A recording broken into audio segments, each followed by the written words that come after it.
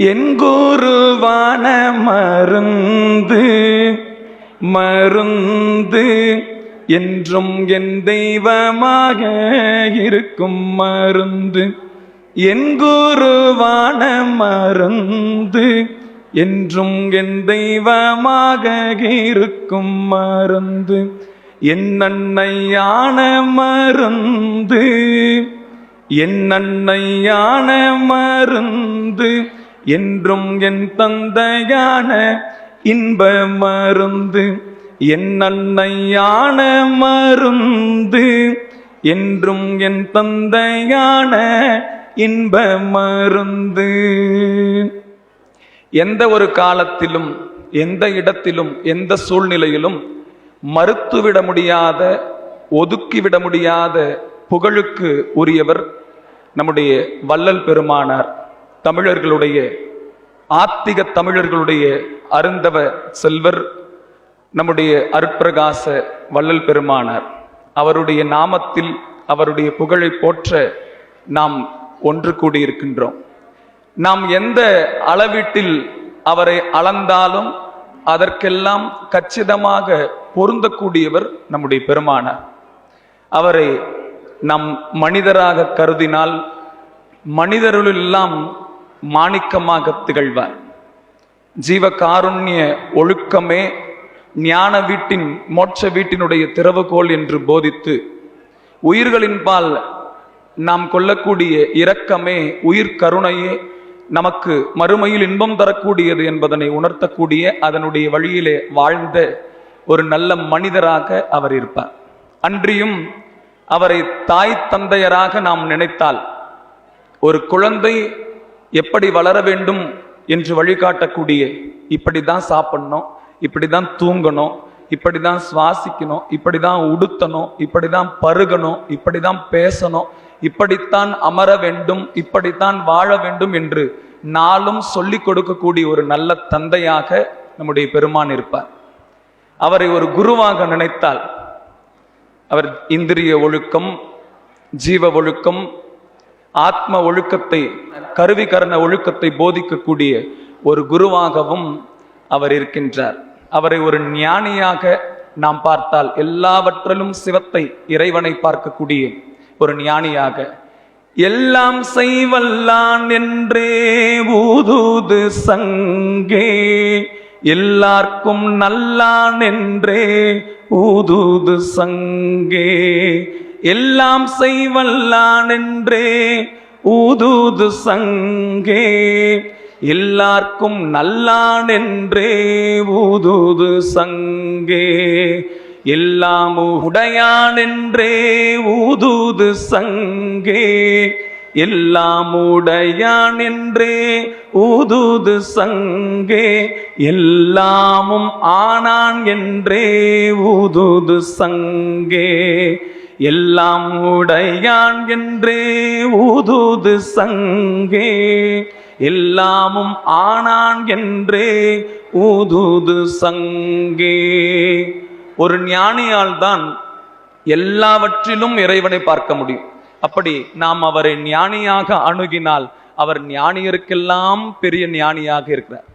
சாதாரண ஒரு அடியாராக பார்த்தோம் அப்படின்னா, என்றைக்கும் சிவத்தை மறவாத ஒரு உயர்ந்த அடியாராக, பெற்றதாய் தன்னை மகமறந்தாலும், பிள்ளையை பெரும் தாய் மறந்தாலும், உற்ற தேகத்தை உயிர் மறந்தாலும், உயிரை மேவிய உடல் மறந்தாலும், கற்ற நெஞ்சகம் கலை மறந்தாலும், கண்கள் நின்று இமைப்பது மறந்தாலும், நற்றவத்தவர் உள்ளிருந்து ஓங்கும் நமச்சிவாயத்தை நான் மறவேனே.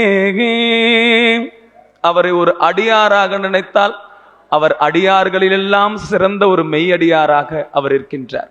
அவரை ஒரு யோகியாக பார்க்கலாம், ஒரு சித்தராக, எல்லாமே செய்யக்கூடிய, நினைத்ததையெல்லாம் செய்யக்கூடிய, எல்லாம் செய்ய வல்ல சித்தராக நாம் அவரை பார்த்தால் அவர் ஒரு சித்தராகவும் இருக்கிறார். எண்ணிய எல்லாம் எனக்கருள் செய்தவன் என்று ஈசனை போற்றக்கூடிய, நினைத்ததையெல்லாம் செய்து முடிக்கக்கூடிய ஆற்றலை இறைவன் எனக்கு தந்தான் என்று சொல்லி சித்தர் நிலையிலும் அவர் இருக்கின்றார். அவரை ஒரு சமூக சீர்திருத்தவாதியாகவும் நம்மால் பார்க்க முடியும். வேதங்கள், ஆகமங்கள், சமயம், சாத்திரம், சித்தாந்தம், வேதாந்தம் இவற்றினுடைய நோக்கத்தை எல்லாம் உணர்ந்து கொண்ட பெருமான், ஆனால் அவை உணர்ந்து கொள்ளப்படாத சூழ்நிலையை காட்டி உயிர்களின் மேல் இரக்கம் கொள்ளுவதை விட பெரிய ஒரு மார்க்கமாக இருக்க முடியாது. உயிர்களின் மேல் கொள்ளக்கூடிய அந்த தயவுதான் நாம் மேற்கொள்ள வேண்டிய நெறி என்று சமரச சுத்தம் சன்மார்க்க சங்கத்தை நிறுவி அதனை ஸ்தாபிக்கின்றார் பெருமான். அவரை சீர்திருத்தவாதியாகவும் நம்மால் பார்க்க முடியும். இதையெல்லாம் விட அவரை ஒரு நண்பராக நாம் பார்க்க முடியும். நாம் தோல்வியில் துவழுகின்ற பொழுது, வஞ்சனையில் சூழ்ச்சியில் துன்பப்படுகின்ற பொழுது, வஞ்சகரஞ்சினர் வாய்மூடி சென்றனர் மீளவும் வாயிலில் வந்து நின்றனர்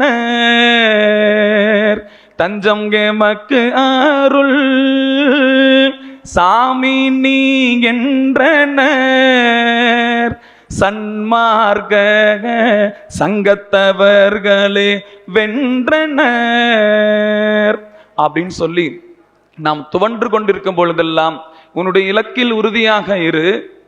உன் மேல் வைக்கக்கூடிய விமர்சனங்கள் எல்லாம் மாறி போகும். நீ விமர்சனங்களை பாராது உன்னுடைய இலக்கை நோக்கி பயணம் செய். வஞ்சகர்கள் எல்லாம் அஞ்சி போவார்கள். அவர்கள் வாய் மூடி மீண்டும் உன்னுடைய வாசலில் வந்து நிற்பார்கள். உன்னையே அவர்கள் தஞ்சமாக அடைவார்கள். எப்பொழுது? மோட்ச வீட்டை குறித்து நீ பயணிக்கின்ற பொழுது, உன்னுடைய இலக்கு முக்தியாக இருக்கின்ற பொழுது, இலக்கிற்காக எதனையும் எதற்காகவும் இலக்கினை துறக்காதே என்று சொல்லி நம்மை தேற்றக்கூடிய ஒரு தோழனாக, புறங்கூறினோர் எல்லாம் புல் எனச் சென்றனர் என்றார். பொற்படியில் மீளவும் வந்தனர். மரங்கூறினோம் ஐயா என் செய்கோம் என்றனர். வாழிய வாழிய என்ற வார்த்தையை அவர்கள் சொல்லி நம்முடைய வாசலிலே நிற்பார்கள் என்று சொல்லி நம்மை தேற்றக்கூடியவராக, நாம் தோல்வியில் அச்சத்தில் துவழ்ந்து கொண்டிருக்கும் பொழுதெல்லாம் நம்மை தேற்றக்கூடிய ஒரு தோழனாக இருப்பார். அப்படி சில பேரால் சிலராகத்தான் இருக்க முடியும். வள்ளல் பெருமானால் எல்லாமாகவே இருக்க முடியும். நாம் எதுவாக அவரை அணுகுகின்றோமோ அதுவாகவெல்லாம் அவர் இருப்பார்.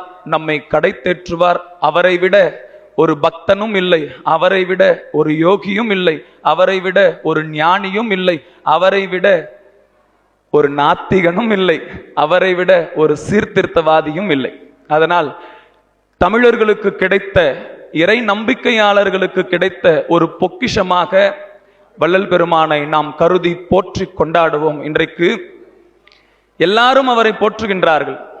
கடவுள் மறுப்பாளர்கள் கூட அவரை போற்றுகின்றார்கள். நாத்திகர்கள் கூட இன்றைக்கு அவரை புகழ்கின்றார்கள். ஏனென்றால் எல்லாருக்கும் நல்லான் என்று ஊதூது சங்கே என்று சொல்லி அவர் பாடிய வரிகள் யாருக்கு பொருந்துகின்றதோ இல்லையோ அவருக்கு பொருந்துகின்றது. எனவே நாத்திகர்கள் வள்ளல் பெருமானை புகழலாம், போற்றலாம். ஆனால் ஆத்திகர்களால் மட்டும்தான் வள்ளல் பெருமான் சொல்லியுள்ள வழியிலே வாழ முடியும் என்று சொல்லி நல்லதொரு வாய்ப்பிற்கு நன்றி பாராட்டி வந்திருக்கக்கூடிய அத்தனை சன்மார்க்க சங்கத்தவர்களுக்கும் வாழ்த்துக்களையும் நன்றிகளையும் தெரிவித்துக் கொண்டு மேடை எண்கண் இருக்கக்கூடிய பெரியோர்களுக்கும் நன்றி பாராட்டி நிறைவு செய்கின்றேன்.